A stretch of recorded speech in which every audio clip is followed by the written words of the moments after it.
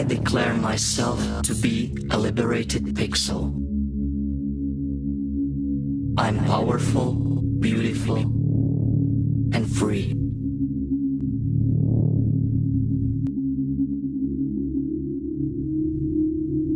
I'm an egoist. I'm acting consistently for freedom and in freedom. I want to create a new justification for my existence and autonomy.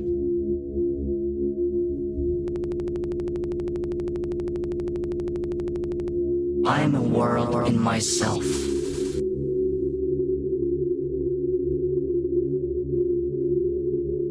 I am the virtuality of materiality turned into materiality of virtuality and back.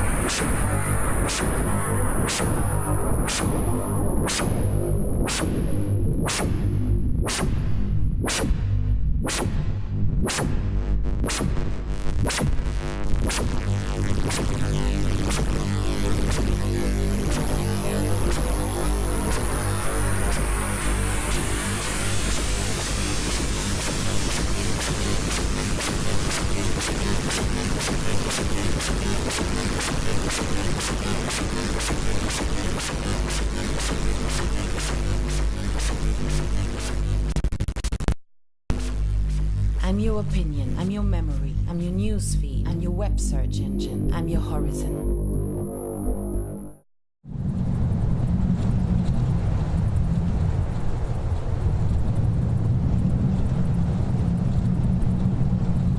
Digitální přístroj ruší vzdálenost. Jednu z formálních podmínek možné intimity. Intimita vzniká intimním obsahem, který je ve výsledku veřejným. Blízkost druhého nahrazuje blízkost přístroje.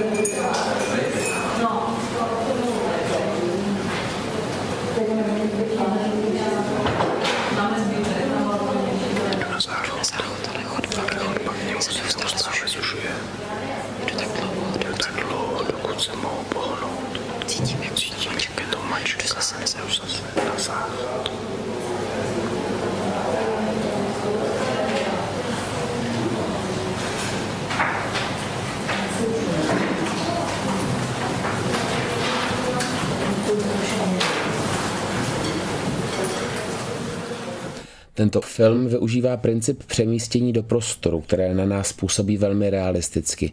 Tím pádem zapomínáme, co se tam odehrává a máme pocit, že jsme uvnitř. Pohybem kamery nás výrazně omezuje, vezme veškerou inverzi a soustředí nás na ty limity. Využívá stavu, kdy jsme zavření na jednom místě. Paranoja v prostoru, i to šeptání jsou zase limity, které nás nutí být zavření v pasti kamery.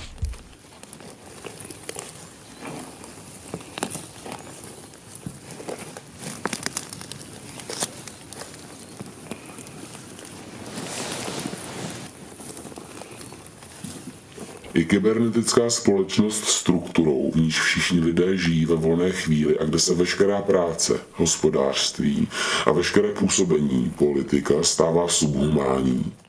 V zásadě je situace, v níž všichni lidé kontemplují obrazy, ať už proto, aby je přijímali, měnili nebo posílali dále, a v níž probíhá cyklus ekonomie a proces produkce za zády lidí onou situací, již Platón nazýval životem v lásce k moudrosti.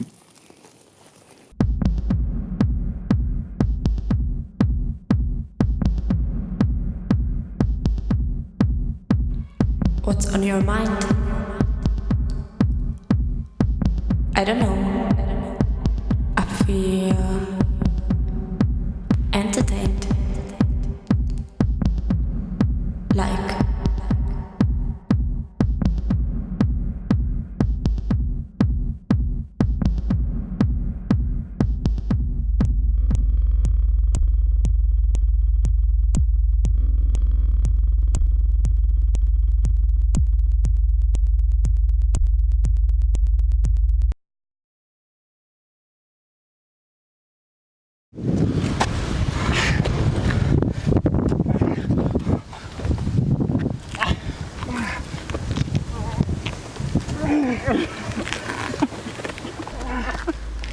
všechny performance jsou dělané pro video, ale nechci profesionálního kameramana, který by do toho vnesl svou osobnost. Úmysl je držet kameru v ruce a sledovat postavu. Soustředěný, centrovaný záběr, to je celé. Co je v obraze, je i ve zvuku. Když pak kameraman funí vlastně divák, což mu umožní úplně vstoupit do záběru. Pohyb vtahuje diváka ještě více, jako bych ho držel za ruku. Intenzivní zvuk a moje úporná snaha na něj vytváří tlak.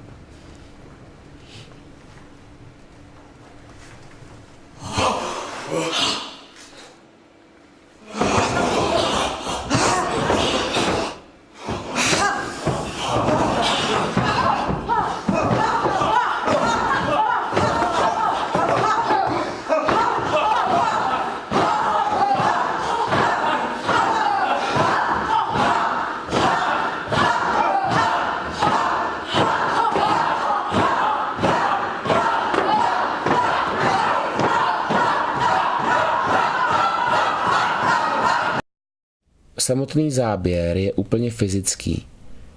Divák může jít k projekci tak blízko, že je mu z toho pohybu až nevolno. Zajímá mě, jak dokáže reagovat na násilí, nebo přesněji, jak ho dokáže vytvářet vůči někomu jinému nebo vůči sobě. Často jsou ty postavy v násilném vztahu.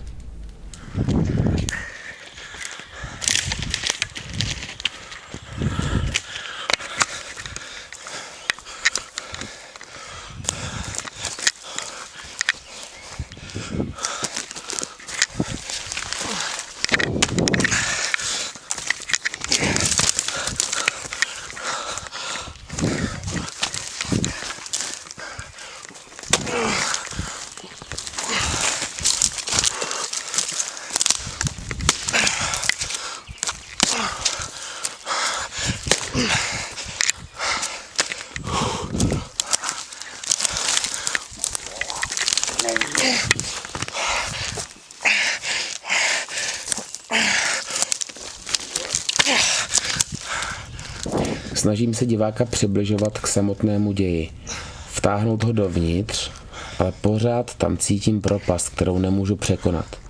Je to mezera mezi divákem a akcí. Ta propast, to je to médium.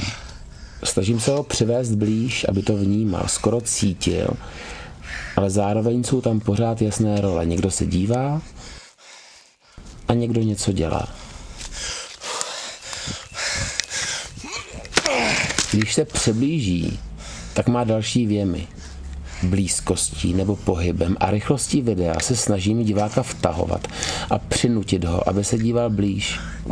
Jako bych ho držel a říkal, pojď, budeš se dívat. A budeš se dívat zblízka a uvidíš přesně to, co já chci.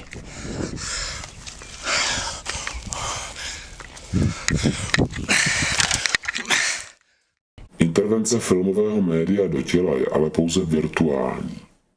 Nepřímo zasahuje do reálné podoby lidského organismu, ale zásadně přispívá k jinému typu zažívání těla. Zásah technologií, stejně jako obrazy, jež produkují, jsou iluzorní. Film tak již nefiguruje jako podpůrný prostředek zaznamenávání, ale jako autonomní nástroj, který určuje nebo dotváří koncept výsledného obrazu těla.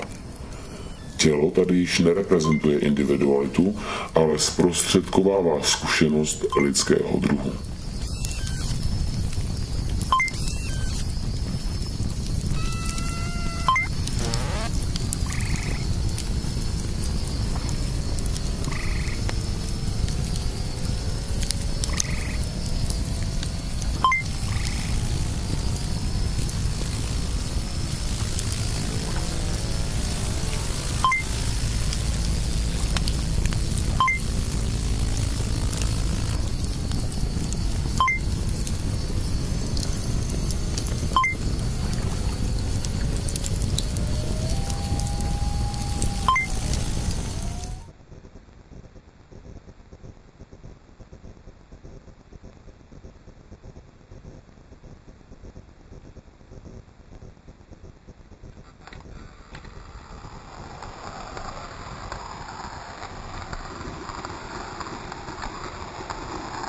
Myšlení filmem se nejspíš děje nám všem.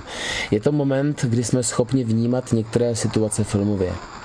Představujeme si je nějaké zarámované, dramatizované, nebo si je představujeme jako pozorovatel zvnějšku, takže vidíme úhel pohledu z kamery. Jsme schopni používat a přijímat kamerové vidění jako naše vlastní a zasazovat tyto situace do běžných rámců.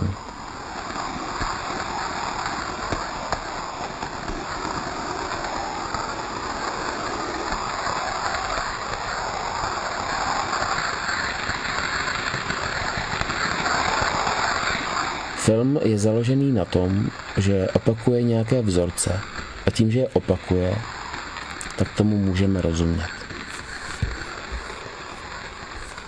Jsme generace, která vnímá skrze film. Ta mladší generace už pracuje jinak, protože se pohybuje v prostředí, které úplně ztratilo hranice.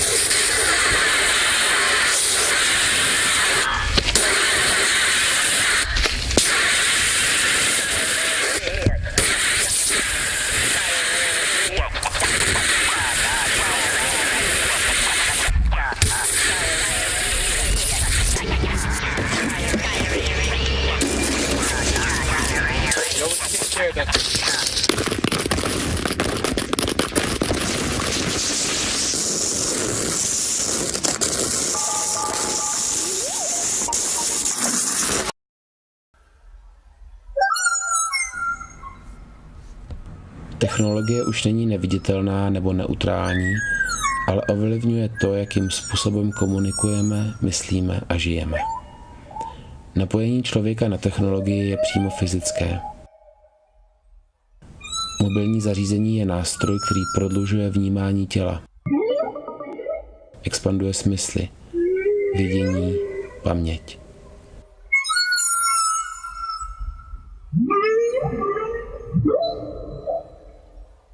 Technologie je nedílnou součástí tvého života a když je zrovna nepoužíváš, uvažuješ ve vztahu k ní a skrze ní. Člověk před 50 lety prostě viděl a vnímal jinak.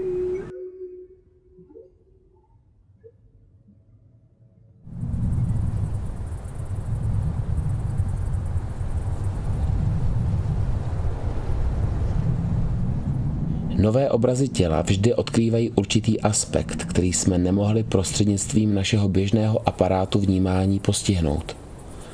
Obrazy nás přesvědčují o existenci něčeho, co jsme sami nikdy neviděli, ani nezažili, ale ony nám to svým vlastním způsobem dokáží zprostředkovat. V podstatě tak nepřinášejí důkaz o naprosto nových elementech, stavech či procesech. Ale nový je způsob, forma, jakou se nám tyto prvky prezentují.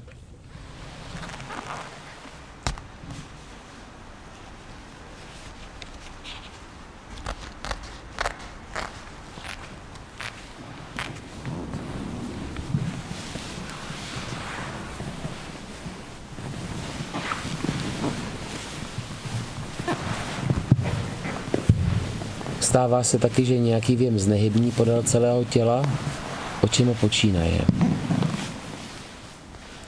Pak se z něj stává cesta tělísek, jež mi prolézají kostmi, masem, jež mi škrábají nervy. Ještě častěji je to vlákno napnuté ve vlákně nervu. Stává se to hlavně v míše, kde mimochodem má počátek všechno, co se týká břicha. Mou nejnedostupnější částí je i nadále hruď, textura plic. Dokonce mezi pravým podpažím a játryze je prostor, který připomíná poušť. V poměru ke zbytku těla je to vypouklá díra, cosi jako sídlo chladu umístěného blízko živého tepla orgánů.